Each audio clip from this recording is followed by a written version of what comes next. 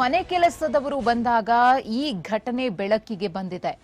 ಎಷ್ಟೇ ಕೂಗಿದ್ರು ಎಷ್ಟೇ ಮಾಡಿದ್ರು ಕೂಡ ಡೋರ್ ಓಪನ್ ಮಾಡದೆ ಇದ್ದಾಗ ಮನೆ ಕೆಲಸದವರಿಗೆ ಡೌಟ್ ಬಂದಿದೆ. ಆಗ ಈ ವಿಚಾರ ಬೆಳಕಿಗೆ ಬಂದಿರುವುದು. ಮನೆ ಕೆಲಸದವರು ಬಂದಾಗ ಘಟನೆ ಬೆಳಕಿಗೆ ಬಂದಿದೆ. ಬಾಗಿಲು ತೆರೆಯದೆ ಇದ್ದಾಗ ಸೌಂದರ್ಯ ಅವರ ಪತಿಗೆ ಅಂದ್ರೆ ಡಾಕ್ಟರ್ ನೀರಜ್ ಅವರಿಗೆ ಕಾಲ್ ಮಾಡ್ತಾರೆ. ಇನ್ನು 3 ದಿನದ ಹಿಂದಷ್ಟೇ ತಮ್ಮ ಪತಿ ಮನೆಗೆ ಸೌಂದರ್ಯ ಅವರು ಬಂದಿದ್ರು. ಬೆಳಿಗ್ಗೆ 8 ಗಂಟೆಗೆನೆ ಪತಿ ನೀರಜ್ ಅವರು ಕೆಲಸಕ್ಕೆ ತೆರಳಿದ್ರು.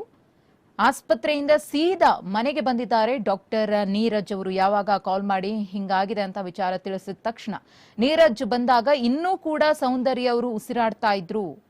ಸೊ ನೀರಜ್ ಅವರು ಬಂದಾಗ ಇನ್ನೂ ಕೂಡ ಅವರು ಉಸಿರಾಡ್ತಾ ಇದ್ರು. ಸಂಪೂರ್ಣವಾಗಿ ಅವರ ಉಸಿರು ನಿಂತಿರಲಿಲ್ಲ. ಸೊ ನಂತರದಲ್ಲಿ ಏನಾಯಿತು ಘಟನೆಗೆ ಸಂಬಂಧಪಟ್ಟಂತೆ, ಸೊ ತಕ್ಷಣ ಅವರು ಏನ್ ಮಾಡಬೇಕು, ಅವರು ಕೂಡ ಡಾಕ್ಟರ್ ಆಗಿರೋದ್ರಿಂದ ತಕ್ಷಣ ಅವರು ಕೂಡ ಆಸ್ಪತ್ರೆಗೆ ಕರ್ಕೊಂಡು ಹೋಗಿರುವಂತಹ ಕೆಲಸವನ್ನ ಮಾಡಿರ್ತಾರೆ. ಬಟ್ ದುರಾದೃಷ್ಟವಶಾತ್ ಸೌಂದರ್ಯ ಅವರು ಬದುಕುಳಿದಿಲ್ಲ. ಸೌಂದರ್ಯ ಅವರು ಅಸುನೀಗಿದ್ದಾರೆ. ಇವತ್ತು ಬೆಳಗ್ಗೆ ಆಗಿರುವಂತಹ ಘಟನೆ ಇದು. ಮಾಜಿ ಸಿಎಂ BS ಯಡಿಯೂರಪ್ಪನವರ ಮೊಮ್ಮಗಳು ಸೌಂದರ್ಯ ಅವರು ನೇಣು ಬಿಗಿದುಕೊಂಡು ಆತ್ಮಹತ್ಯೆಗೆ ಶರಣಾಗಿದ್ದಾರೆ. 9 ತಿಂಗಳ ಮಗು ಇದೆ, ಗಂಡು ಮಗು ಇದೆ ಸೌಂದರ್ಯ ಮತ್ತು ನೀರಜ್ ದಂಪತಿಗೆ. 3 ದಿನಗಳ ಹಿಂದೆಯಷ್ಟೇ ತಮ್ಮ ಪತಿ ಮನೆಗೆ ಬಂದಿದ್ರಂತೆ. 9 ತಿಂಗಳ ಬಾಣಂತನ ಅಂತ ಹೇಳಿ ತಾಯಿ ಮನೆಯಲ್ಲಿ ಇದ್ರು ಅನ್ಸುತ್ತೆ. ಸೊ 3 ದಿನದ ಹಿಂದೆ ಮತ್ತೆ ರಿಟರ್ನ್ ಆಗಿದ್ದಾರೆ. ಇನ್ನು 6 ತಿಂಗಳ ಕೆಲ ತಿಂಗಳುಗಳ ಹಿಂದೆಯಷ್ಟೇ ಮಗುವಿಗೂ ನಾಮಕರಣವನ್ನ ಮಾಡಿದ್ರು. ಸೊ ಅದ್ಧೂರಿಯಾಗೆ ಮದುವೆನೂ ನಡೆದಿತ್ತು, ಜೊತೆಗೆ ಮಗುವಿನ ನಾಮಕರಣ ಕೂಡ ಆಗಿತ್ತು. ಸೊ ಎಲ್ಲವೂ ಕೂಡ ಚೆನ್ನಾಗಿದ್ದು ಯಾಕೆ ಈ ರೀತಿಯಾಗಿ ಸೌಂದರ್ಯ ಅವರು ಸುಸೈಡ್ ಅನ್ನ ಮಾಡಿಕೊಂಡ್ರು ಅನ್ನೋದೇ ಪ್ರತಿಯೊಬ್ಬರನ್ನ ಕಾಡ್ತಾ ಇರುವಂತಹ ಯಕ್ಷ ಪ್ರಶ್ನೆ. ಇಡೀ ಕುಟುಂಬಕ್ಕೆ ಆಘಾತವನ್ನ ಕೊಟ್ಟು ಹೋಗಿದ್ದಾರೆ ಸೌಂದರ್ಯ ಅವರು. ಡಾಕ್ಟರ್ ಸೌಂದರ್ಯ ಅವರು MS ರಾಮಯ್ಯ ಆಸ್ಪತ್ರೆಯಲ್ಲಿ ವೈದ್ಯೆಯಾಗಿ ಕೆಲಸವನ್ನ ನಿರ್ವಹಿಸ್ತಾ ಇದ್ದಾರೆ. ಇನ್ನು ಕೂಡ 30 ವರ್ಷ ಬಾಳಿ ಬದುಕಬೇಕಾದಂತಹ ಸೌಂದರ್ಯ ಅವರು ದಿಢೀರಂತ ಈ ಲೋಕವನ್ನ ಬಿಟ್ಟು ಹೋಗೋದಕ್ಕೆ ಯಾಕೆ ನಿರ್ಧರಿಸಿದ್ರು ಅನ್ನೋದು ಯಾರಿಗೂ ಕೂಡ ಅರ್ಥ ಆಗದಂತಹ ಸಂಗತಿ. ಇವತ್ತು ಬೆಳಿಗ್ಗೆ ಮನೆ ಕೆಲಸದವರು ಬಂದಂತಹ ಸಂದರ್ಭದಲ್ಲಿ ಎಷ್ಟೇ ಡೋರ್ ಕೊಟ್ಟಿದ್ರು ಕೂಡ ಡೋರ್ ಅನ್ನ ಓಪನ್ ಮಾಡಿಲ್ಲ ಅವರು. ತಕ್ಷಣ ಅವರ ಹಸ್ಬೆಂಡ್ ಕಾಲ್ ಮಾಡಿದ್ದಾರೆ, ಡೋರ್ ಓಪನ್ ಮಾಡ್ತಾ ಇಲ್ಲ, ಎಷ್ಟೇ ಕೂಗಿದ್ರು ಎಷ್ಟೊತ್ತಾದ್ರು ಅಂತ ಹೇಳಿ. ಸೊ ನಂತರದಲ್ಲಿ ಹೆಂಗ್ ಬಂತು, ಮನೆ ಕೆಲಸದವರೇ ಫಸ್ಟ್ ನೋಡಿದ್ರ ಈ ರೀತಿ ಘಟನೆ ಆಗಿರೋದ, ಅಥವಾ ನಂತರದಲ್ಲಿ ನಿರಂಜನ್ ಅವರು ಬಂದ ನಂತರದಲ್ಲೇ ಗೊತ್ತಾಯ್ತಾ ಈ ಒಂದು ಇನ್ಸಿಡೆಂಟ್? ಸೊ ಅವರ ಪತಿ ಬಂದಾಗ ಸೌಂದರ್ಯ ಅವರು ಇನ್ನೂ ಕೂಡ ಉಸಿರಾಡ್ತಾ ಇದ್ರು ಅನ್ನೋದ್ರ ಬಗ್ಗೆ ಮಾಹಿತಿ ಇದೆ. ಸೊ ಏನಾಯ್ತು, ಅಥವಾ ಫ್ಯಾಮಿಲಿ ಕ್ಲಾಶಸ್ ಏನಾದ್ರೂ ಆಗಿತ್ತಾ, ಬಟ್ ಬೇರೆ ಏನಾದ್ರೂ ರೀಸನ್ಸ್ ಇತ್ತಾ, ಅಥವಾ ಬೇರೆ ಏನ್ ರೀಸನ್ಸ್ ಇರಬಹುದು ಅನ್ನೋದೇ ಅರ್ಥ ಆಗ್ತಾ ಇಲ್ಲ.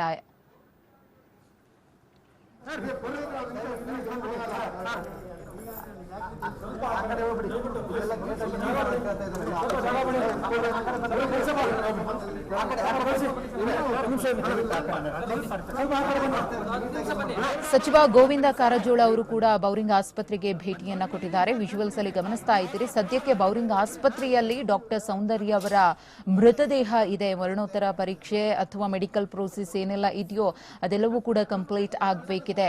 ಸಚಿವ ಗೋವಿಂದ ಕಾರಜೋಳ ಅವರು ಬೌರಿಂಗ್ ಆಸ್ಪತ್ರೆಗೆ ಭೇಟಿಯನ್ನ ಕೊಟ್ಟಿದ್ದಾರೆ. ಸೊ ಅಲ್ಲಿ ಈ ವಿಚಾರಕ್ಕೆ ಸಂಬಂಧಪಟ್ಟಂತೆ ಮಾಹಿತಿಯನ್ನ ಕಲೆ ಹಾಕ್ತಾ ಇದ್ದಾರೆ. ಪದ್ಮಾವತಿ ಅವರ ಪುತ್ರಿ 30 ವರ್ಷದ ಸೌಂದರ್ಯ ಅವರು ಸುಸೈಡ್ಗೆ ಶರಣಾಗಿದ್ದಾರೆ, ಆತ್ಮಹತ್ಯೆಗೆ ಶರಣಾಗಿದ್ದಾರೆ. ನೇಣು ಬಿಗಿದುಕೊಂಡು ಮಾಜಿ ಸಿಎಂ BS ಯಡಿಯೂರಪ್ಪನವರ ಮೊಮ್ಮಗಳು ಪದ್ಮಾವತಿ ಅವರು ಯಡಿಯೂರಪ್ಪನವರಿಗೆ ಹಿರಿಯ ಮಗಳಾಗಿದ್ರು. ಇತ್ತೀಚೆಗಷ್ಟೇ ಮಗುವಿಗೆ ನಾಮಕರಣವನ್ನು ಕೂಡ ಅದ್ಧೂರಿಯಾಗಿಯೇ ಫ್ಯಾಮಿಲಿ ಮೆಂಬರ್ಸ್ ಮಾಡಿದ್ರು. 3 ದಿನದ ಹಿಂದೆಯಷ್ಟೇ ತಮ್ಮ ಪತಿಯ ಮನೆಗೆ ಡಾಕ್ಟರ್ ಸೌಂದರ್ಯ ಅವರು ಬಂದಿದ್ರು. ಮೌಂಟ್ ಕಾರ್ಮೆಲ್ ಕಾಲೇಜ್ ಬಳಿ ಫ್ಲಾಟ್ ಇದೆ. ಆ ಕಾಲೇಜ್ ಫ್ಲಾಟ್ ಅಲ್ಲೇ ಈ ಸುಸೈಡ್ಗೆ ಶರಣಾಗಿರುವುದು ಡಾಕ್ಟರ್ ಸೌಂದರ್ಯ ಅವರು. ಬೆಳಿಗ್ಗೆ 10 ಗಂಟೆ ಸುಮಾರಿಗೆ ಘಟನೆ ಗೊತ್ತಾಗಿದೆ. ಬೆಳಿಗ್ಗೆ 8 ಗಂಟೆಗೆನೆ ಕೆಲಸಕ್ಕೆ ತೆರಳಿದ್ರು ಸೌಂದರ್ಯ ಅವರ ಪತಿ ಡಾಕ್ಟರ್ ನಿರಂಜನ್ ಅವರು. MS ರಾಮಯ್ಯ ಆಸ್ಪತ್ರೆಗೆ ಹೋಗಿದ್ದ ಡಾಕ್ಟರ್ ನಿರಂಜನ್ ಅವರು.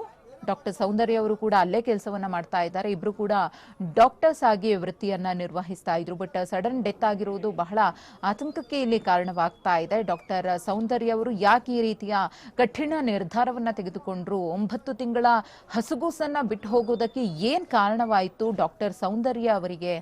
ಯಾವ ಕಾರಣಕ್ಕೋಸ್ಕರ ತಂದೆ ತಾಯಿಗೆ ನೋವನ್ನ ಕೊಟ್ಟು ಹೋದ್ರು, ತಮ್ಮ ತಾತನವರಿಗೆ ನೋವನ್ನ ಕೊಟ್ಟು ಹೋದ್ರು, ತಮ್ಮ ಪತಿಯನ್ನ ಬಿಟ್ಟು ಹೋದ್ರು? ಎಲ್ಲದಕ್ಕಿಂತ ಹೆಚ್ಚಾಗಿ 9 ತಿಂಗಳು ಹೆತ್ತು ಹೊತ್ತ ಮಗುವಿನ ಭವಿಷ್ಯವನ್ನು ಅವರು ಯೋಚನೆ ಮಾಡದೆ ಏಕಾಏಕಿ ಈ ರೀತಿಯ ನಿರ್ಧಾರವನ್ನ ತೆಗೆದುಕೊಂಡಿದ್ದು ಬಹಳ ತಪ್ಪು. ಅದು ಕೂಡ ಓದಿರುವಂತಹ ಸೌಂದರ್ಯ ಅವರು ಡಾಕ್ಟರ್ ಆಗಿದ್ದಾರೆ.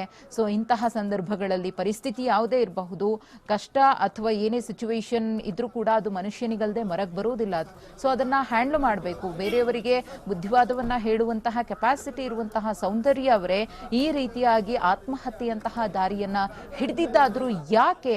ಅಂತಹ ಕಠಿಣ ಸಮಸ್ಯೆ ಏನಿತ್ತು? ಸೊಲ್ಯೂಷನ್ನೇ ಇಲ್ಲದಂತಹ ಸಮಸ್ಯೆ ಏನಾದ್ರೂ ಸೌಂದರ್ಯ ಅವರ ಜೀವನದಲ್ಲಿ ಇತ್ತ? ಸೊ ಇಂತಹ ಸಾಕಷ್ಟು ಪ್ರಶ್ನೆಗಳು ಪ್ರತಿಯೊಬ್ಬರನ್ನ ಕಾಡ್ತಾ ಹೋಗೋದಂತೂ ಸಹಜ. ಬಟ್ ವಾಸ್ತವವಾಗಿ ಏನಿತ್ತು ಅಲ್ಲಿನ ಪರಿಸ್ಥಿತಿ ಅನ್ನೋದೇ ಎಲ್ರಿಗೂ ಕೂಡ ನಿಗೂಢವಾಗಿ ಉಳಿದಿರುವಂತಹ ವಿಚಾರ. ಇದ್ರ ಬಗ್ಗೆ ಅವರ ಪತಿಯವರೇ ಮಾತನಾಡಬೇಕು, ಡಾಕ್ಟರ್ ನಿರಂಜನ್ ಅವರು. ಇನ್ನು ತಂದೆ